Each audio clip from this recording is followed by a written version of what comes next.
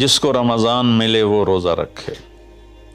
تو روزہ تو انشاءاللہ رکھیں گے، لیکن میں تھوڑی سی ایک گزارش کروں گا کہ جسم کی صحت کے لیے اپنی غذا پہ کنٹرول کریں۔ شاید کوئی یہ نہ بتائے، میں رمضان کے آداب میں یہ بات بتا رہا ہوں، سحری اتنی دبا کے نہ کھائیں کہ عصر تک اسی کے ڈکار آتے رہیں، کھٹے ڈکار آتے رہیں، اور افطاری اتنی دبا کے نہ کریں کہ پھر تراویح کے وقت پڑھاؤ کہ ہن میں کیویں پڑھاؤں، اٹھیا ہی نہیں جاندہ، مجھ بن کے ڈٹھا پہ ہوندا ہے۔ تو سحری کھائیں اتنی کہ بس عام معمول کا پیٹ بھر جائے، کچھ حصہ خالی ہو، اور آپ کو دوپہر سے بھوک لگنی شروع ہو جائے۔ جب آپ کو دوپہر سے بھوک لگنی شروع ہوگی تو آگے 6-7 گھنٹے کا سفر ہے، اس میں پوری مشین خالی چلے گی، تو جتنے گندے مادے اور فاسد مادے جمع ہوتے ہیں وہ سارے جل جاتے ہیں۔ اچھا، رمضان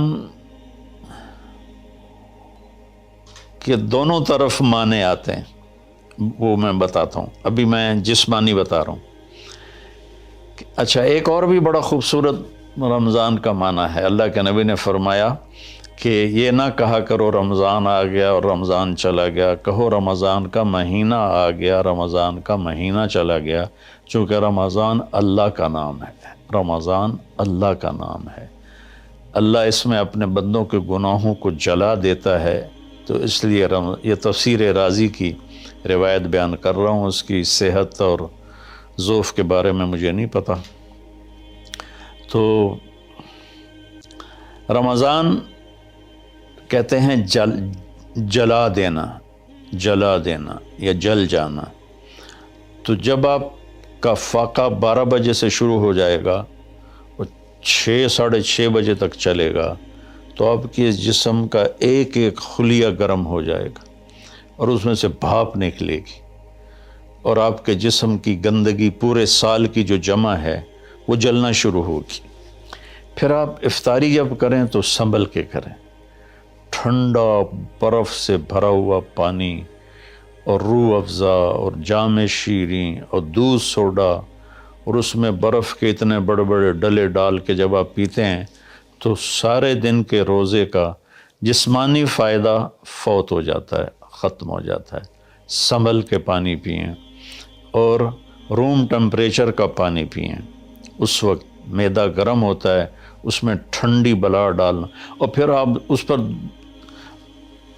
دوسرا ظلم یہ کرتے ہیں کہ اتنا ٹھنڈا پینے کے ساتھ گرم گرم سموسے کھاتے ہیں، گرم گرم پکوڑے کھاتے ہیں، اور کئی ماشاءاللہ ساتھ وہ پیس کو بھی ملاتے ہیں، کوئی چانپیں ملاتے ہیں، کوئی پیس ملاتے ہیں۔ یہ افطاری ہوتی ہے اور پھر کھانا اس کے بعد ہوتا ہے۔ تو سادہ پانی سے روزہ افطار کریں، اور مغرب کی نماز کے بعد ہلکا پھلکا کھانا لیں، اور پھر تراویح کا انتظار کریں، تراویح پڑھیں، اور اس کے بعد جس کا ذوق ہے ٹھنڈا پانی پینے کا وہ ٹھنڈا پی لے، گرم کا ذوق ہے گرم پی لے، لیکن برائے مہربانی کئی چیزوں کا، اب میں ایک آپ کو مثال دیتا ہوں۔ یہ ہماری گاڑیاں ہیں معمولی سی، تو ہم اس میں دیکھتے ہیں کہ اچھا پیٹرول کہاں ملتا ہے۔ جس پیٹرول پمپ کا پتہ چلے کہ پیٹرول اچھا نہیں، ہم سزوکی والا بھی آگے چلا جاتا ہے کہ ویکھو چنگا پیٹرول کتھوں لبدا ہے، اور جن کے پاس مہنگی گاڑیاں وہ ہائی آکٹین ڈلواتے ہیں، جو پیٹرول کی سب سے اچھی قسم ہوتی ہے۔ تو ہم اپنی ایک چھوٹی سی گاڑی، چند لاکھ یا چند کروڑ کی گاڑی کو اچھا پیٹرول دینے کے لیے کئی کلومیٹر سفر کرتے ہیں کہ وہاں کا پیٹرول پمپ اچھا ہے، اور یہ جو گاڑی ہے جس کی آنکھ کا یہ ابرو کا یہ جو پپوٹے کا بال ہے، یہ اگر گر جائے تو ساری دنیا مل کے نہیں دے سکتی۔ ایک نوخن اگر گر جائے تو پوری دنیا مل کے وہ نوخن نہیں دے سکتی۔ کون چاہتا میں گنجا ہو جاؤں؟ اور ایک بال گرتا ہے تو پوری دنیا کی طاقت مل کر وہ بال واپس نہیں لا سکتی۔ تو اس کو ہم گندی سے گندی چیزیں کھلاتے ہیں، کچوریاں کھا رہے ہوتے ہیں، قتلمے کھا رہے ہوتے ہیں کہ افطاری ہو رہی ہے۔ تو اللہ کے واسطے ٹویوٹا گاڑی میں صاف پیٹرول ڈلواتے ہو اور اس خوبصورت گاڑی میں گند بھر دیتے ہو، سموسے اور پکوڑے اور دودھ سوڈا اور جام شیریں اور روح افزا اور 7 اپ اور ٹھنڈے پانی، سکنجبین، اور اس کے اوپر پھر مرغے کے پیس اور چانپوں کے پیس، اور ابھی کھانا بعد میں کھانا ہوتا ہے۔ تو مہربانی کریں، اپنے جسم کی صفائی کریں، اعتدال سے کھائیں، افطاری بھی اتنی کھائیں کہ آپ کی بھوک باقی ہو، تو آپ آرام سے تراویحیں پڑھ لیں گے۔ تو تراویح پڑھیں، پھر اس کے بعد آپ آرام کریں، جلدی سے سو جائیں۔ اور بعض نوجوان ساری رات جاگتے ہیں، ٹھیک ہے، کوئی بات نہیں، جاگیں، کوئی نفل بھی پڑھ لیا کریں، کچھ اپنی گپ شپ بھی کر لیا کریں، اور پھر سحری ایسی کھائیں کہ اب اس میں پراٹھے پک رہے ہوتے ہیں اور ہر گھر سے پراٹھوں کی خوشبو آ رہی ہوتی ہے، تو پھر پراٹھوں کا بوجھ اپنے اوپر نہ ڈالیں، سادہ روٹی کھا لیں، سادہ سالن کھا لیں، تو پورے مہینے میں آپ کے پوری باڈی کی اوور آلنگ ہو جائے گی۔ یہ تو جسمانی فائدہ ہو گیا۔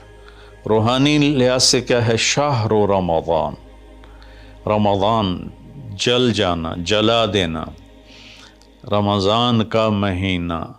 اس لیے اللہ کے نبی نے کہا، یہ کہا کرو ماہ رمضان آیا اور ماہ رمضان گیا، کیونکہ اللہ آنے جانے سے پاک ہے، تو اللہ کا نام رمضان ہے۔ یہ امام راضی کی روایت ہے۔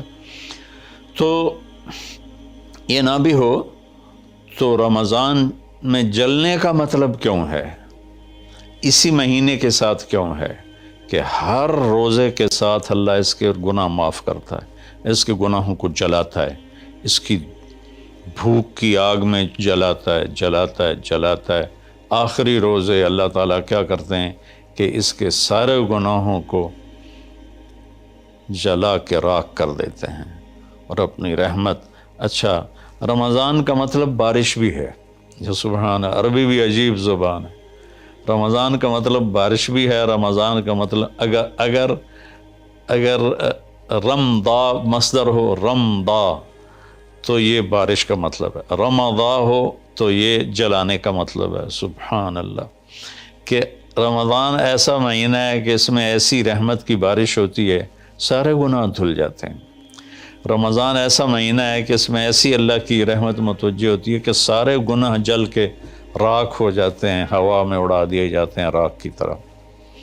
تو یہ تب ہوگا جب ہمارا پورا جسم روزہ رکھے، ہماری آنکھیں روزہ رکھیں، ہمارے کان روزہ رکھیں، ہماری زبان روزہ رکھے، ہمارے ہاتھ روزہ رکھیں، ہمارے پاؤں، ہمارا دل، دماغ روزہ رکھے، تو پھر یہ روزہ، یہ رمضان بنے گا اور ہمارے گناہوں کو جلا دے گا یا دھو دے گا۔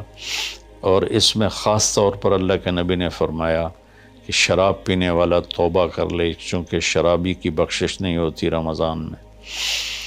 ایک ہوتا ہے دلیر ہو کے پینا، کوئی نہیں، کچھ نہیں ہوتا، اللہ بڑا غفور الرحیم ہے، یہ تو سارے پکڑے جائیں گے۔ ایک آدمی میرے پاس آیا، وہ کہنے لگا، جی مجھے شراب کی عادت ہے، چھٹتی نہیں، کئی دفعہ چھوڑی ہے، پھر نہیں چھوٹتی، اور پھر جو وہ دھاڑیں مار کے رویا، اتنا رویا کہ میں بھی غمگین ہو گیا اس کے رونے کو دیکھ کر۔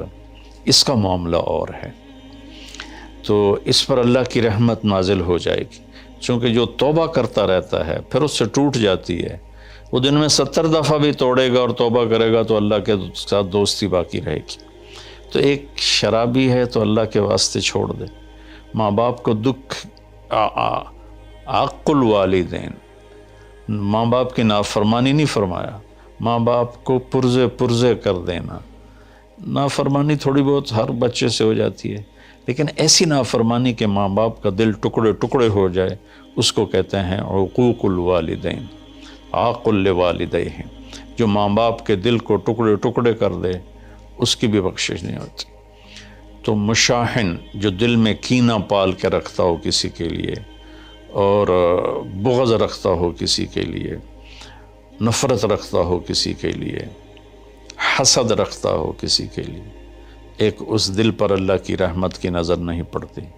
اور ایک قاطع الرحم جو رشتہ داروں سے لڑتا ہو، رشتہ داروں سے ماتھا جو مارتا ہو، کبھی سینگ پھنسائے ہیں، کبھی اس کے ساتھ کبھی اس کے ساتھ، خونی رشتوں میں جو غلط سلوک اختیار کرتا ہے، ایک اس کی خاص طور پہ بخشش نہیں ہوتی۔ تو باقی اللہ کا دریائے رحمت ہے، جو بھی توبہ کرے گا، مشرک بھی توبہ کرے گا معاف، سود خور توبہ کرے گا معاف، چور توبہ کرے، ڈاکو توبہ کرے، زانی توبہ کرے، قاتل توبہ کرے، شرابی توبہ کرے، ماں باپ کا نافرمان توبہ کرے، اور رشتہ داروں سے لڑنے والا توبہ کرے، نفرت رکھنے والا توبہ کرے، اور سود پہ کام کرنے والا توبہ کرے، سود کھانے والا توبہ کرے، سب معاف ہو جائے گا، سب معاف ہو جائے گا۔ اور اللہ سے مانگیں کہ اللہ تعالیٰ اس میں ہماری جسمانی صحت بھی بحال کر دے اور روحانی صحت بھی بحال کر دے، اور ہمارے گناہوں کو معاف کر دے۔ السلام علیکم ورحمۃ اللہ وبرکاتہ۔